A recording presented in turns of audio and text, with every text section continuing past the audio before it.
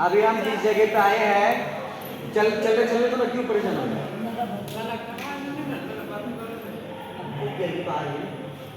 हम जहाँ पर आए हैं इस जगह का नाम है गंभीरा। क्या? गंभीरा। गंभीरा का मतलब है यहाँ पे गंभीर रस का आस्वादन किया जाता है।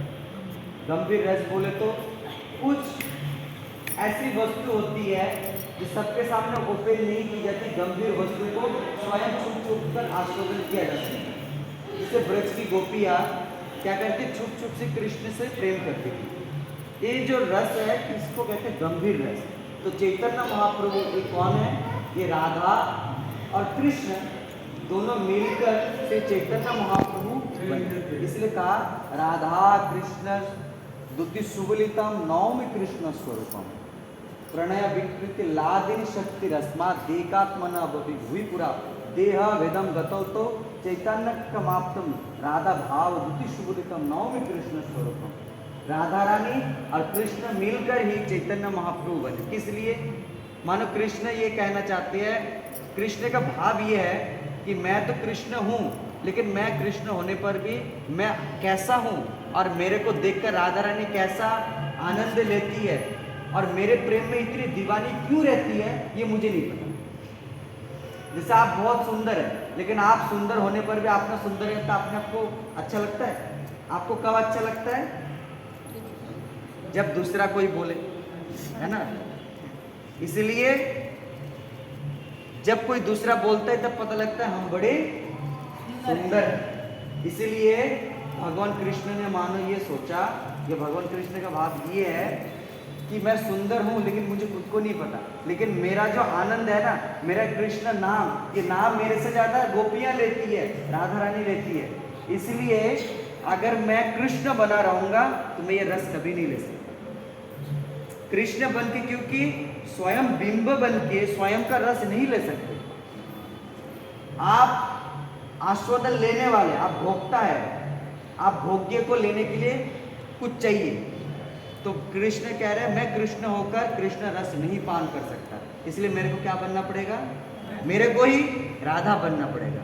तो इसलिए कृष्ण ही राधा रानी की जो भाव है, एक होता है ना लोगों के भाव, मेरा क्या, मेरा भाव ऐसा है आपके प्रति, तेरे मन में यार मेरे लिए बड़ा गुस्सा है, तेरे मन में मेरे लिए बड़ी घृणा है, बोलते हैं ना, ये भाव ही हमारा घृणित हो जाती है किसी के ऊपर, किसी के प्रति हमारी भाव गलत आ जाती है। तो मानो कृष्ण ने स्वयं तो कृष्ण है लेकिन भाव, राधा रानी का भाव ले लिया, फीलिंग्स, जिसे फीलिंग्स कहते हैं, वो ले लिया। और उनकी जो अंग है, राधा रानी कैसी है? गौरी है। राधा रानी कैसी है? गौरी। इसलिए जो गोरा रंग है, भाव और राधा रानी के रंग दोनों ने ये मानो भगवान कृष्ण ने चोरी कर ली। और कृष्ण ने क्या किया? अपने अंदर राधा भाव ले लिया और अंग कांति ले लिया। तो कौन बन गए? चैतन्य महाप्रभु बन गए। चैतन्य महाप्रभु। और यहीं पर रह के, जैसे बहुत सारे वृंदावन में सेवा कुंज में गए हैं ना, सेवा कुंज में देखो, सेवा कुंज एक ऐसी जगह है जहाँ पे भगवान राधा रानी के चरण दबा रहे हैं। सारे विश्व जानता है लक्ष्मी देवी नारायण के चरण दबाती है ना। जैसे मैंने कल सुनाया था ना कि वहाँ पे रुक्मणी देवी भगवान कृष्ण के साथ क्यों नहीं है? रुक्मणी तो लक्ष्मी स्वरूप है और लक्ष्मी क्या करते? नारायण के चरण दबाती है। परंतु ब्रज वृंदावन एक ऐसा स्थान है जहाँ पे कृष्ण राधा रानी का चरण दबाते हैं। इसलिए गौड़ीय भक्त लोग, राधा कृष्ण का जो भक्ति है ना, ये उन्नत है, लेकिन इसमें बहुत विचार विमर्श कर। जैसे बहुत सारे लोग कहते हैं ना कि राधा तू बड़े भागिनी, कौन तपस्या, लेकिन गौड़ीय वैष्णव कहते हैं अरे नहीं, कृष्ण तेरा बड़ा भाग्य है, कौन सा ऐसा तप किया जो राधा रानी जैसे प्यार करने वाली तुझे मिल गई है। ये क्या है? भक्तों का प्रेम। यद्यपि कृष्ण सर्वेश्वर है, अखिल ब्रह्मांड के नायक है, लेकिन प्रेम एक ऐसा वशीभूत करने वाली चीज है। कहते हैं ना, प्रेम एक ऐसी वस्तु है ना, अच्छे अच्छे व्यक्ति को वशीभूत कर सकता है। इसलिए किसी को अगर मैंने आपको गाली दी, आप मुझे गाली दोगे, लेकिन अगर आपने मुझे गाली दिया, मैं प्रेम से चला गया, मुस्कुरा कर चला गया, 2 बार दोगे, 3 बार दोगे, तीसरे बार आप रुक जाओगे, सोचोगे यार मैं बार बार इसको गाली देते लेता ही नहीं। एक बार गौतम बुद्ध किसी से भिक्षा मांगा, भिक्षा नहीं। जैसे ही भिक्षा मांगा वो गाली शुरू करके, हट्टा कट्टा है, जवान है, देखो भीख मांगा, फिर भिक्षा नहीं, फिर गालियाँ सुनाई। वो 1 घंटे तक गालियाँ देता रहा, गाली देते थे, जब थक गया बैठ गया। तो गौतम बुद्ध मुस्कुराते हुए, जी भिक्षा नहीं। उसने कहा कितना बड़ा बदतमीज है, कितना बड़ा बेशरम, इतनी देर से गाली दे रहा हूँ, इसको असर ही नहीं पड़ रहा। तो गौतम बुद्ध कहते हैं, भगवान आपने जो दिया है ना, मैंने तो आपसे भिक्षा मांगा था, आपने भिक्षा तो दी नहीं, आपने गाली दी, और गाली मुझे चाहिए नहीं है, इसलिए मेरे माइंड पे लगी नहीं। तो जिसको लेना हो वो हल्की सी बात ले लेना, और जिसको नहीं लेना वो हमेशा बोलते रहो, मेरे को तो लेना ही नहीं, आपने दिया मैंने लिया नहीं। तो राधा और कृष्ण ये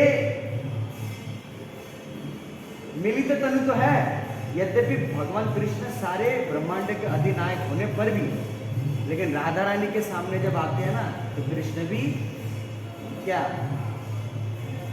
राधा रानी के देखकर कृष्ण भी हिल जाते हैं, क्योंकि इतना सुंदर है राधा रानी कि कृष्ण भी राधा रानी को देख के टक लगा के देखने लगते हैं। इसीलिए ये वो जगह है। और जब भगवान ब्रज वृंदावन को छोड़कर चले गए, आप जानते गोपियों की क्या दशा हुई। तो चैतन्य महाप्रभु राधा भाव में इसी स्थान में गंभीरा में रहते थे, कितने छोटे से कमरे, इसी के अंदर गोविंद प्रभु उनका सेवक रहते थे और महाप्रभु रहते थे। इसी जगह में रह के महाप्रभु इसी जगह में 18 साल तक रहे, और जगन्नाथ मंदिर में रोज जाते, यहीं पे रह के गंभीर रस आस्वादन करते। और जब अंदर बहुत प्रेम आता था, इसी के अंदर पसीना पसीना हो जाना, शरीर के रोम खड़े हो जाना, और इतने शरीर में प्रेम आता था, लोट-पोट खाते थे जमीन पे। इसलिए इस जगह का गंभीर रस आस्वादन करने के लिए इस जगह का नाम है गंभीरा। अच्छा, दूसरा इस जगह का नाम है राधाकांत मठ। क्या? राधाकांत मठ। ये ठाकुर जी देख रहे हैं ना, अब इनका पुरी के राजा समय के अनुसार अलग अलग बदलते हैं, ठीक है। तो सबसे पहला जो राजा है कौन? इंद्रदुम्न, राजा इंद्रदुम्न। उसी की परंपरा में एक हुए पुरुषोत्तम जना। क्या? पुरुषोत्तम जना। एक बार दक्षिण भारत में एक जगह है जिसका नाम है विद्यानगर।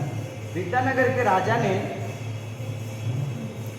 देखा कि मेरी पुत्री है और यौवन है और विवाह का उम्र भी हो रहा है, इसलिए इसको विवाह कराना चाहिए और बड़ा भक्त स्वभाव का बढ़िया होना चाहिए। इसलिए जो विद्यानगर है वहाँ पे दक्षिण भारत में, वहाँ के राजा ने पत्र लिखा। कहा? पुरुषोत्तम जना, पुरी के राजा को, कि मैं आपके राज्य में आना चाहता हूँ और मैं अपनी पुत्री से आपकी विवाह कराना चाहता हूँ और मैं यहाँ पे आऊँगा आपसे मिलने के लिए, और कब आऊँगा ये नहीं बताया। किसने? विद्यानगर के राजा ने पत्र भेज दिया। और क्या हुआ? विद्यानगर के राजा एक दिन अचानक आ गए अपने संगियों को लेके, और जब पुरी में आए उस दिन क्या रथ यात्रा था। क्या? भगवान जगन्नाथ की रथ यात्रा। और जगन्नाथ जी के सामने ऐसा नियम है, जब तक पुरी का राजा, आज भी जो राजा है वर्तमान में, जब तक जगन्नाथ जी के सामने झाड़ू नहीं लगाएगा, इसका मतलब क्या? तुम राजा हो चाहे कोई भी हो, आपने नहीं हो, लेकिन भगवान के सामने तुम झाड़ूदार होता है। तुम्हारे यहाँ पे कोई ना जाति है ना कुल है, ना तुम ऊंचे हो ना छोटे हो ना नीच हो ना कुछ हो, तुम परिवार, तुम पैसे वाले हो गए अपने लिए हो, भगवान के सामने नहीं हो। भगवान के सामने पैसे वाले भी उतने उसी लाइन पे, भले ही आप कितने भी वीआईपी पास में दर्शन कर लो, उससे कोई फर्क नहीं पड़ता। भगवान के लिए सब एक बराबर है, भगवान के लिए कोई अलग नहीं है। तो पुरी का राजा क्या करता है? भगवान जगन्नाथ जी के सामने झाड़ू किसका? कौन मारता है? जमादार मारता है ना। जमादार जी की तरह नीच जाति के बन जाते हैं, अपना राज वेश त्याग देते हैं, धोती कुर्ते में झाड़ू लगा देते। और ये दृश्य किसने देख लिया? विद्यानगर के राजा ने। और विद्यानगर के राजा, मैं अपनी बेटी को एक झाड़ूदार से कराऊं, मैं अपनी बेटी की विवाह एक झाड़ूदार से कभी नहीं कराऊंगा। और पुरी के राजा को कुछ ना बोलकर चुपचाप पुरी से चले गए विद्यानगर। अब बहुत दिन जब बीत गया तो इन्होंने देखा, भाई बिना बताए पुरुषोत्तम जना, पुरी का राजा, बहुत दिन हो गए मेरे को बिना बताए यहाँ से चले गए और शादी की भी कोई बात नहीं उठ रहा, आखिर हुआ क्या? तो उसने अपने गुप्तचरों से पता करवाया, तो पता चला ओ मैं जगन्नाथ जी के सामने झाड़ू मार रहा था और ये मेरे को जमादार सोच के मेरे को ऐसे नेग्लेक्ट कर दिया। अभी दिखाते इसको, अभी दिखाते। मैं जगन्नाथ जी के सामने झाड़ू मारा इसलिए मेरे को नीच सोच लिया, इसकी ऐसी घृणित बुद्धि कि नीचा इसलिए शादी नहीं कराएंगे। अभी दिखा उन्होंने क्या करा, तुरंत अपने सैनिक लेके कहाँ चढ़ाई करी, विद्यानगर। और विद्यानगर की जो राजा है वो राजा गणेश जी के परम भक्त थे। किसके? गणेश जी के। विद्यानगर के राजा ने देखा मेरे को आक्रमण कर रहे पुरुषोत्तम जना आपके सैनिक लेके, उन्होंने गणेश जी से प्रार्थना करी, गणेश जी भाई मैं तो लड़ नहीं सकता, पुरी का राजा बहुत पावरफुल है, इसलिए मेरे को कैसे रक्षा करना आप करो। तो विद्यानगर के राजा के तरफ से गणेश जी इनके साथ लड़े, इनके पुरुषोत्तम जना के साथ, और गणेश जी ने पुरुषोत्तम जना को हरा दिया। पुरुषोत्तम जना की बिल्कुल मुंह उदास अपने सैनिक लौटा के लिए आए पुरी में, और आके सीधा गए जगन्नाथ मंदिर। और जगन्नाथ जी को खरी खोटी सुनाई, अगर तुमको तुम्हारे भक्त को कोई नीच करे तुमको कैसे सहन हो रहा है? मैं वहाँ पे गया और वहाँ पे जाके तुमने मुझे हरा दिया। वहाँ पे देखो वो गणेश जी का भक्त है, वो अपने भक्त की रक्षा करने के लिए वहाँ पे देखो मेरे साथ लड़ाई करी और अपने भक्त को जीता दिया, और आप मेरे को हरा दिया। मैं तो आपका भक्त नहीं हूँ, इसलिए मैं आपसे बड़ा नाराज हूँ, मैं तो बस यहीं पर सर पटक पटक के अपना प्राण त्यागने वाला हूँ। तो भगवान जगन्नाथ ने कहा दे, तू जब गया मेरे से पूछ कर गया, तू जब गया मेरे से पूछ कर नहीं गया, अपने मर्जी से चला गया। मेरे से पूछता तो सही कि मैं चल रहा हूँ, आप आज्ञा दो या मेरे साथ चलो, तो मेरे से पूछा नहीं, इसलिए मैं तेरे साथ नहीं दिया। तो पुरुषोत्तम जना कहता अब तो भगवान जगन्नाथ तक फिर चढ़ाई करो, हम चलते हैं। तो जगन्नाथ भगवान और बलराम दोनों का रथ, स्पेशल रथ बनवाया और लड़ाई के लिए चले। और रास्ते में एक ग्वालियन सर पे मटके पे छाछ लेके जा रहे थे। अब कृष्ण और बलराम कौन है? ब्रज के हैं, और ब्रजवासी छाछ देके और पीने को इच्छा ना करे हो ही नहीं सकता। तो ब्रज उनको बलराम और जगन्नाथ जी आगे जा रहे थे और पीछे पीछे पुरुषोत्तम जना और इनके सैनिक भी दोबारा लड़ाई करने के लिए। अब छाछ देखकर छाछ वाले को रोका, है छाछ पिला दो हमें।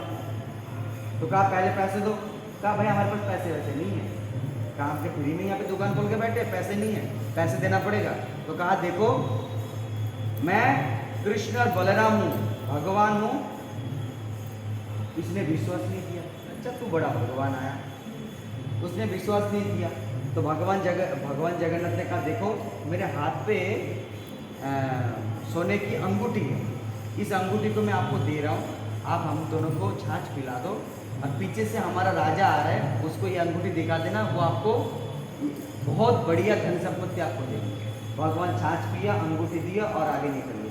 पीछे पुरी का राजा जब आए वो देखा कि अंगूठी इसके पास है, कहा उन्होंने कहा कि छाछ पिया, और ऐसे करके अंगूठी देखेंगे आप मुझे दीजिए। तो पुरुषोत्तम जना ने उस बुढ़िया को, उस मैया को बहुत जमीन, कितने दूर दूर तक जितनी जमीन दिख रही थी सारी जमीन उनको दान की, पता नहीं कौन सी जगह दी है, दूर दूर तक बहुत जमीन उनको दी। और भगवान जगन्नाथ जी इनके तरफ से पुरुषोत्तम जना के साथ होकर वहाँ पे विद्यानगर में जाके चढ़ाई कर दी, और उनके तरफ से फिर गणेश जी लड़े और इधर जगन्नाथ जी। और आपकी बार क्या हुआ? जगन्नाथ जी, देखो जगन्नाथ जी जगत के नाथ है। इनका नाम क्या है? जगन्नाथ, जो जगत युक्त नाथ, सारे जगतों के नाथ है। इन्हीं के अंदर से सारे अवतार निकलते हैं, इसलिए मानो भगवान जगन्नाथ के सामने गणेश जी खुद हार गए, इनके सामने नहीं जीतना है। और क्या किया? गणेश जी को भी पुरी में ले आए, और उनकी बेटी को भी बंदी बना के ले आए, और राजा को भी बंदी बना के ले आए, विद्यानगर के राजा को। और विद्यानगर के राजा की जो बेटी है वो राधा रानी और गोपाल भगवान कृष्ण की पूजा करते हैं, राधा कृष्ण की। तो उस राधा कृष्ण को भी लाके यहाँ पर प्रतिष्ठित किया गया। उसी उनकी जो कन्या है, विद्यानगर के राजा की कन्या, उनका जो पूजा किया हुआ जो ठाकुर जी है यहाँ पर है। दूसरा, उसको बंदी बना के ले आए, उनकी बेटी को भी बंदी बना के ले आए, और राजा को अंदर से बहुत गुस्सा था, इस वजह से क्या किया, उनकी बेटी को ला के अपने सेनापति को कहा इसको ऐसे करो, एक झाड़ूदार के साथ शादी करा, एक इसके पिताजी का बड़ा वो था ना कि मैं अपनी बेटी को झाड़ूदार से नहीं छाड़ा, इसलिए पुरी में देखो कौन सा झाड़ूदार है, उसको ढूंढ के इसकी बेटी की शादी करता उसी के साथ। तो सेनापति को देखिए, सेनापति अपने पास ले गया। तो विद्यानगर के राजा की जो बेटी है उन्होंने बड़ा सेनापति के पैर कि मैं ऐसे किसी के भी साथ विवाह नहीं कर सकती, इसलिए आप मुझे बचाइए, कृपा, मुझे तो आत्महत्या करनी पड़ेगी। तो सेनापति ने कहा तुम चिंता मत करो, तुम मेरी पुत्री की तरह रहो। और पूरे 1 वर्ष के करीब सेनापति ने अपने घर पे रखा उसको, किसको, विद्यानगर के राजा की बेटी को। और 1 साल बाद जब जगन्नाथ जी का रथ यात्रा होने लगा और जगन्नाथ जी के सामने फिर जब झाड़ू लगाने लगा, तुरंत उसके साथ माला बदल करवा दी, किसके, तुरंत माला डलवा दिया, किसके गले में, पुरुषोत्तम जना के गले में। और कहा कि प्रभु, राजा के कहा कि आपने कहा ना एक झाड़ूदार से शादी करा दो, तो मुझे लगता है आपके जैसा झाड़ूदार बड़ी और दूसरा नहीं मिलेगा, इसलिए आप ही कर दो। इसलिए उनकी शादी हो गई और इनके पुत्र हुए राजा प्रताप रुद्र। और प्रताप रुद्र ये बहुत बड़े भक्त चैतन्य महाप्रभु के समय में हुए, ये बहुत बड़े राजा प्रताप रुद्र की बहुत सुंदर कथा है, ये बहुत चैतन्य महाप्रभु के परिकर है, चैतन्य महाप्रभु के समय के है। तो यहाँ की कथा सुन ली, बहुत बढ़िया। अब यहाँ पे प्रणाम करके हम जगन्नाथ मंदिर जाएंगे सीधा। श्री गंभीरा की जय, चैतन्य महाप्रभु की जय, श्री राधाकांत मठ